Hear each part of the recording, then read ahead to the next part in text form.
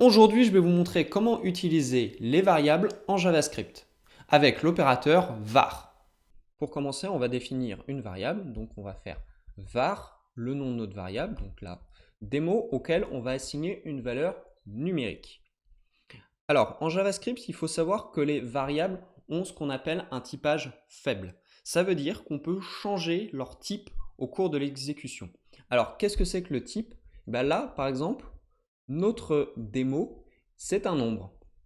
Mais on pourrait imaginer qu'au cours de l'exécution du programme, on puisse dire ça devient une chaîne de caractères en faisant test. Là, vous pouvez voir que la variable va changer de valeur et en plus va changer de type, comme ceci. Hop là. Donc ça, c'est une particularité du JavaScript qui est de dire qu'on peut changer le type d'une variable. Alors, si on veut savoir le type d'une variable, on peut utiliser la commande typeof. Donc typeof, démo. Donc ça va permettre de savoir le type d'une variable. Là, vous pouvez voir qu'on va changer de type au fur et à mesure. Voilà, number, string. Alors, JavaScript vous permet de changer le type, mais ce n'est pas une bonne pratique de changer le type des variables au cours de l'exécution du programme, parce que si vous faites ça, ça peut être vachement difficile de comprendre ce que le programme est en train de faire, et encore plus si vous travaillez en équipe. Imaginons que je veuille faire des opérations de calcul simples sur des mots, en faisant +1. Ok, je fais plus, et ensuite, je veux le refaire plus loin. Et je veux afficher console log de démo. Alors, vous allez voir, là, on va avoir un problème, c'est qu'il va nous dire NaN, qui veut dire not a number. Au départ, c'était vrai, c'était un nombre, donc on a réussi à faire +1, +1. On a changé le type et on essaie de refaire +1. Le problème, c'est qu'en faisant ça, l'ordinateur il comprend plus très bien ce qu'on est en train de faire. Donc, ça permet d'éviter ce type d'erreur. Donc, c'est pour ça qu'on ne change pas le type malgré que JavaScript permette de le faire. Et c'est pour ça que par la suite, on a inventé un langage de programmation qui s'appelle TypeScript, qui est du JavaScript un peu modifié, qui permet de vérifier qu'on ne change pas le type des variables au cours de l'exécution. Alors, pendant qu'on en est là, on va parler des variables dans les fonctions. Donc, on peut définir une fonction qu'on va appeler test, et à l'intérieur, on peut définir des variables. Donc, var myVar, auquel on va assigner une valeur numérique. Voilà. Alors, cette variable-là, elle est propre à la fonction. Si par exemple, j'essaye de l'afficher à l'extérieur de la fonction, on ne va pas pouvoir y accéder. Là, il va nous dire is undefined. Voilà. MyVar is not defined. OK? Donc, si on veut y accéder, on peut le faire uniquement dans la fonction. Donc, console log de myVar. Ah, et là, si on appelle la fonction, vous allez voir, il va afficher 12. Voilà.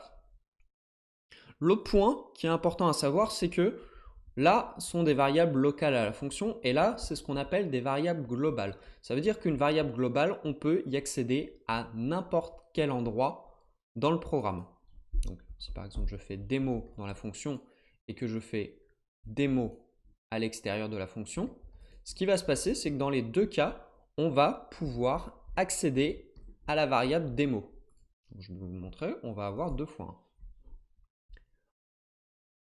1. Donc, ce qui pose un autre problème, qui est rien ne m'empêche de créer une variable qui s'appelle démo aussi, qui est locale à ma fonction.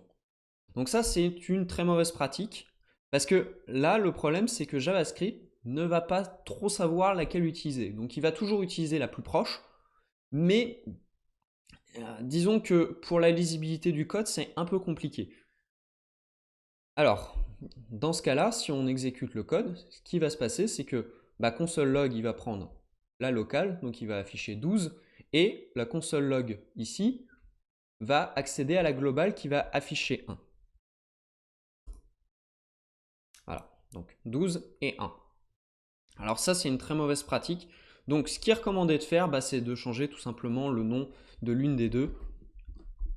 Faire démo local. Voilà, donc ça c'est la bonne pratique à avoir, surtout ne pas avoir deux variables, une globale et une locale qui ont le même nom. Voilà, mais on ne recommande pas du tout de faire ça.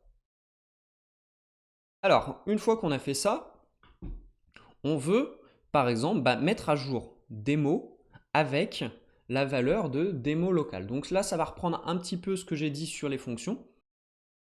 Il y a juste à créer la fonction. Donc là, on va faire démo locale. On va juste dire qu'on fait quelques opérations de calcul au cas où. Donc on va dire on va faire plus pour juste justifier qu'on fasse ça. Et là, ce qu'on va faire, c'est faire un return. Donc ça veut dire que la fonction va s'exécuter et va retourner une valeur.